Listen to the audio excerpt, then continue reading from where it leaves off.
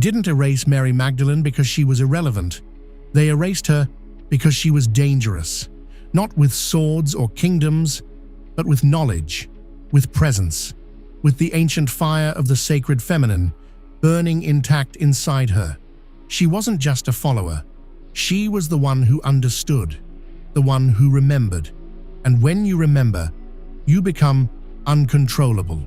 For centuries, the true symbolism of the dragon has been buried under fear and fables.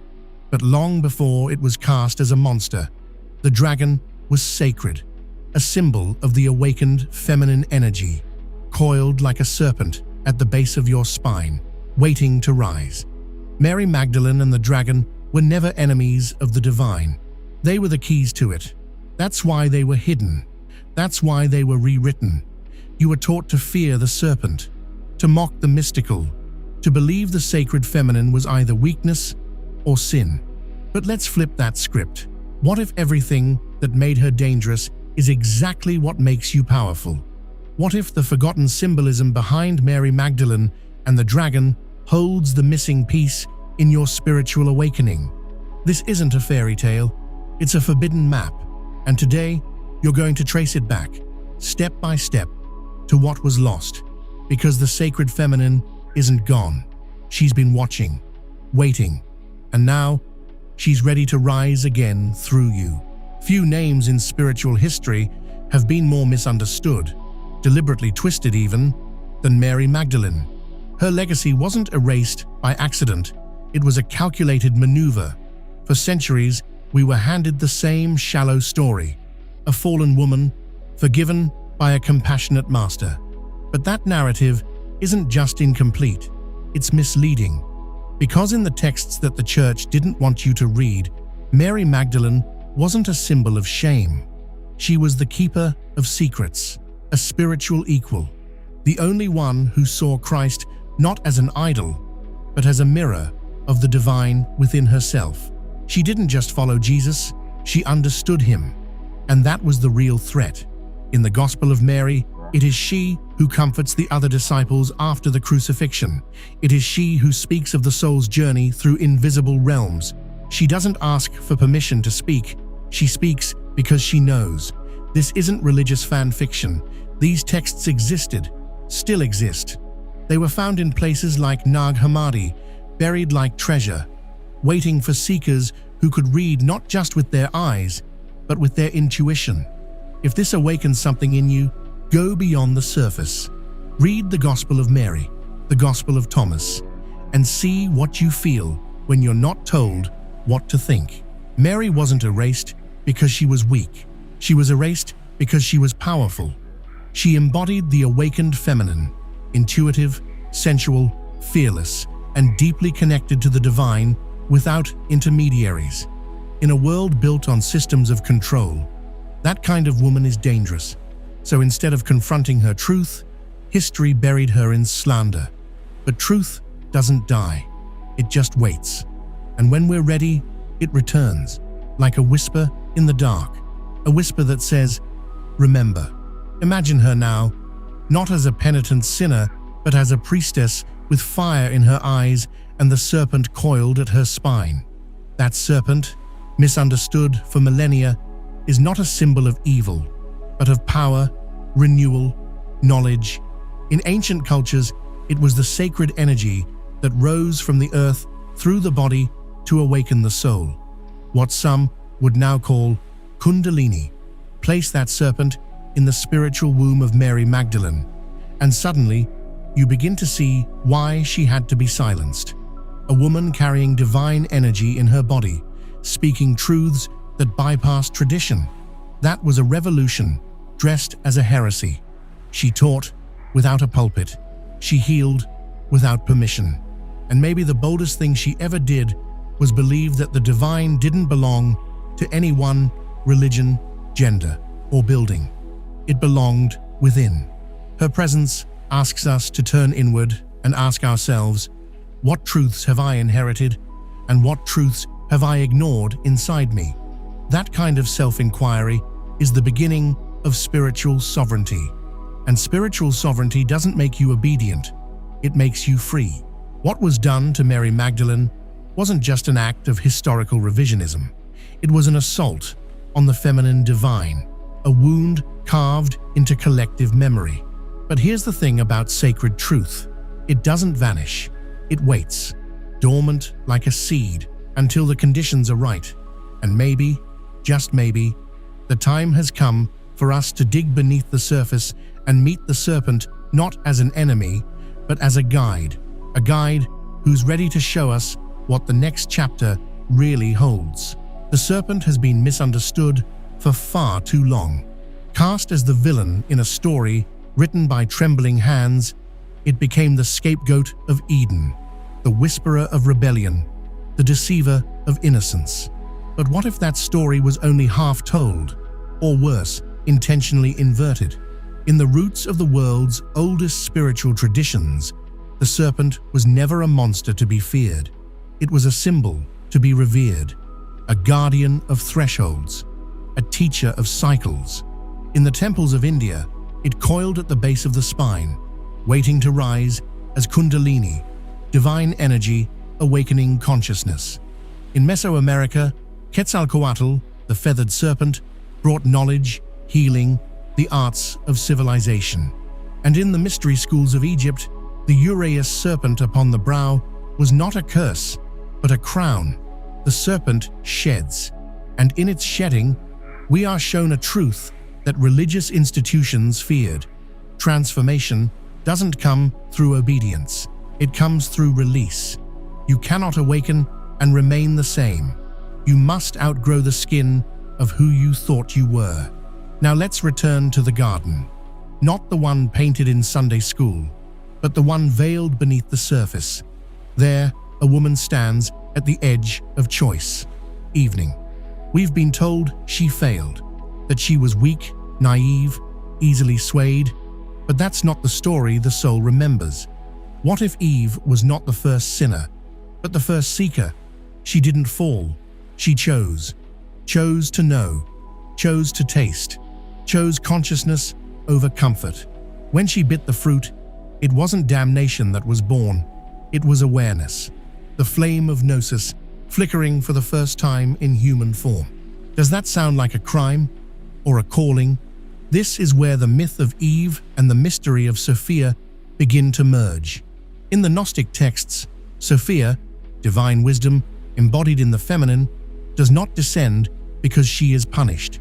She descends because she longs, because she dares.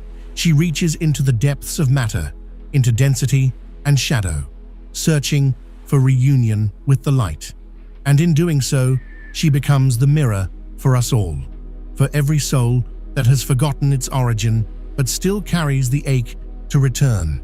Sophia's fall was not a mistake. It was a movement of love, a cosmic dive into fragmentation so that wholeness could be remembered from within. Every time you question what you were taught to blindly accept, every time you feel that pull toward something deeper, older, more true, that is Sophia moving through you. It is the serpent whispering, "There is more." And maybe you've heard it in a dream, a shiver down the spine, a snake spiraling in your visions. That isn't fear. That's the ancient code reawakening. That's Kundalini stirring, coiling, reminding you that you are not just body, you are energy becoming form. If you want to begin unlocking this current, begin simply. Journal every time a truth rises in you uninvited. Watch your inner patterns. Trace the moments of intuitive knowing that defy logic but carry weight. Read the sacred texts they told you were heretical. The Sophia Code, Thunder, Perfect Mind, the Gospel of Mary. These are not books, they are keys, because the serpent never taught destruction. It taught discernment. It invited you to look beneath the surface, to question the polished lie in favor of the buried truth. That moment when you stop asking, "What should I believe?" and start asking, "What do I know to be true?" That's the serpent rising. That's Sophia speaking through your bones, and every single one of us, regardless of gender, carries that current. The serpent is not evil. It is electric. It is alive. It is the pulse of awakening that says, don't be afraid to outgrow the cage. Because if the serpent was never the villain, then what else have we misunderstood? What other sacred symbols have been turned upside down, not because they threatened the soul, but because they liberated it? And if that's true, then what else is waiting to be remembered? The dragon. What do you feel when that word touches your mind? Fire, fury, fables of knights and swords and smoke-filled skies. Now pause, breathe, let that image dissolve, and consider this. What if the dragon isn't a monster at all, but a memory, not something to defeat, but something to reclaim?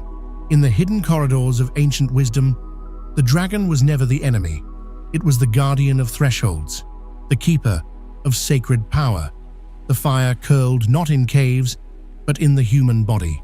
And in that fire, a mystery burns, the sacred feminine, not as an idea, but as a living force. Across the map of mystical traditions, the dragon appears like an echo of forgotten truth. In Taoist texts, it's the celestial current riding through the meridians. In Tantra, it's the serpent awakened, Kundalini, risen and crowned. In Gnostic visions, it's Sophia re-embodied as dynamis, power, not as control, but as conscious presence. This dragon is not outside of you. It's coiled within you, beneath your ribs, along your spine, in the dark belly of your being, where intuition stirs and deeper truths speak. Before Christianity reshaped the spiritual landscape, the dragon was the symbol of life's raw intelligence, not chaotic, but creative. It was the divine fire that births stars and opens wombs. In Hindu cosmology, this power is Shakti, the feminine current of becoming. In the body, it's the pulse you feel when you hear the truth spoken plainly. It's the shiver that climbs your skin when beauty strikes. It's the tear that escapes for no logical reason when the soul recognizes itself. Women have long carried this dragon in the rhythm of their blood, their dreams, their wombs. But make no mistake, men carry it too. It lives in the voice that breaks through silence, in the refusal to live a numb life, in the wild longing for something real. Repressed, this energy turns inward as dis-ease, addiction, apathy. Awakened, it becomes art, passion, vision, healing, creation. The dragon moves like breath, not tamed, but trusted. And if you want to meet it, you must begin with your body, not your beliefs. Start simple. Lay on the earth and breathe as if the soil itself were whispering to you. Move your hips to music no one else hears. Let your spine speak. Try practices like Kundalini yoga, ecstatic dance, breathwork, not to escape, but to remember, to feel, to ignite. Because when this sacred fire rises, it doesn't just awaken your senses, it rearranges your perception. You start to see the divine, not in doctrines, but in direct experience, in moonlight, in heartbreak, in your own reflection. Mary Magdalene knew this, not the version handed to you by centuries of misinterpretation, but the Magdalene of the inner traditions. In the south of France, legends speak of her retreating to caves, not out of shame, but to guard the flame, the dragon, the sacred fire. There, in the belly of the earth, she became the living grail, not a vessel to be worshipped, but a woman in communion with power, fierce, soft, and wholly unbroken. She wasn't hiding, she was becoming. To walk with the dragon is to remember who you are beneath conditioning. It doesn't ask for allegiance, it demands honesty. It won't fit inside temples made of stone because it lives in the temple of your body. It doesn't care what title you carry or what rules you follow. It responds only to truth. That's why it was buried. Not because it was evil, but because it was free. And once awakened, you can't be manipulated the same way. You radiate a different kind of light, one that threatens the systems built on fear. So here's the real question. If the dragon was sacred, why were we taught to slay it? Perhaps because those who fear the dragon fear the soul unchained. And perhaps, just perhaps, Now is the time to let it rise. Why would something so beautiful, the serpent, the dragon, the sacred feminine, be turned into a symbol of sin and shame? The answer is unsettling, but necessary, because power fears what it cannot control. When ancient matriarchal cultures flourished, the serpent was revered. She slithered through temples as a teacher, not a threat. But as patriarchal systems rose, her freedom, her wisdom, her refusal to bow became dangerous. The fall of the feminine wasn't just spiritual, it was political. As organized religion aligned with empire, the wild, intuitive, embodied wisdom of the serpent had to be tamed. And how do you destroy a symbol? You demonize it. You rewrite the story. Suddenly, Eve is the villain. Sophia is forgotten. And Mary Magdalene, who once stood beside the Christ as his equal, becomes a prostitute in sermons. Not because it was true, but because it was useful. Control always begins with the narrative. If you convince people the serpent brings death, they'll never seek the truth it carries. If you portray a powerful, awakened woman as sinful, others will fear becoming like her. It's an old strategy, and it works until someone starts remembering that someone might be you. Every time you question a version of truth that feels off, you're pushing against centuries of engineered forgetting. Look at modern culture. The fear of female sexuality, the suspicion around mysticism, the dismissal of intuition, all echoes of that same suppression. Even now, when someone speaks of energy, chakras, or divine feminine principles, they're often met with raised eyebrows. But behind that skepticism is fear. Fear that the old order might crumble if we embrace what was buried, because it will crumble, and it must. So what can you do with this knowledge? Reclaim what was lost. Read the Gospel of Mary. Explore the myth of Sophia. Question the stories you've been handed. Create rituals that honor your body, your intuition, your dreams. You can feel it, can't you? Something ancient is returning. It's not loud. It doesn't come with thunder or headlines, but it's there, in the way more and more people are turning inward, questioning old dogmas, reconnecting with something deeper than rules. The image of the woman and the dragon, once buried, is re-emerging, not as fantasy, but as a living archetype, and those who feel it are being called. This return isn't about worshipping statues or reviving lost rituals. It's about balance, about integrating the feminine wisdom we lost. Intuition, feeling, depth, rhythm. In myths, the dragon was never just a beast. It was the keeper of treasure. And the treasure? Your authentic power. The sacred feminine doesn't destroy the masculine, it heals it. It brings it back to the heart. This is the alchemy of soul restoration. Mary Magdalene stands at the center of this return. No longer seen through the distorted lens of sin, she now emerges as the Sophia reborn, the voice of truth, the healer, the guide. Her symbol is not the cross, but the spiral, not the martyrdom, but the awakening. She reminds us the sacred isn't in escape, it's in embodiment. And that's where the dragon comes in. Fierce, yes, but never evil, protective, wise, sacred. Many today are feeling this call, often without knowing its name. It's in the urge to live more aligned with nature, the hunger for silence in a noisy world, the pull toward books like the Sophia Code, Women Who Run with the Wolves, or the Gospel of Mary. These aren't trends. They're trail markers, signs that your soul remembers something your mind was taught to forget. Want a practice to start? Sit with your spine straight. Breathe deep. Visualize a serpent of light coiled at your base, slowly rising with your breath. Feel its warmth, its ancient rhythm. That's your dragon. That's your power. Not something to fear, but to welcome. Because the real danger isn't awakening it. It's not awakening it. Living numb, safe, asleep. That's the true exile. And here's the beauty. Once the feminine rises, she doesn't go back to sleep. She awakens others. She transforms spaces, words, relationships. And as she spreads her wings, the old myths crack, because it was never about slaying the dragon. It was always about becoming one. Now that you've seen what was hidden, what are you going to do with it?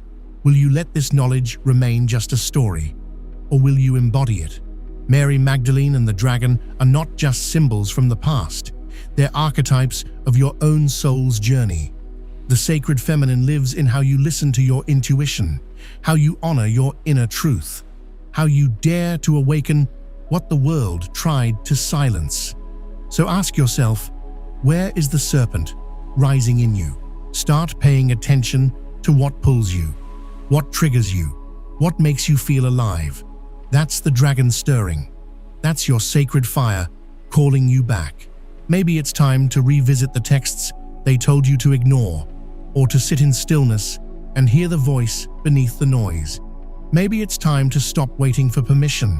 Which of these truths stirred something in you? Which part of your soul whispered, "I remember"? Tell me in the comments, I read everything.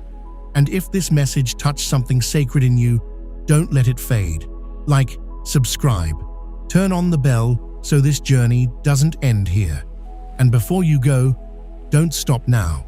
I left 2 videos here for you, one that will take you even deeper into the secrets of the divine feminine, and another that reveals ancient teachings they never wanted you to know.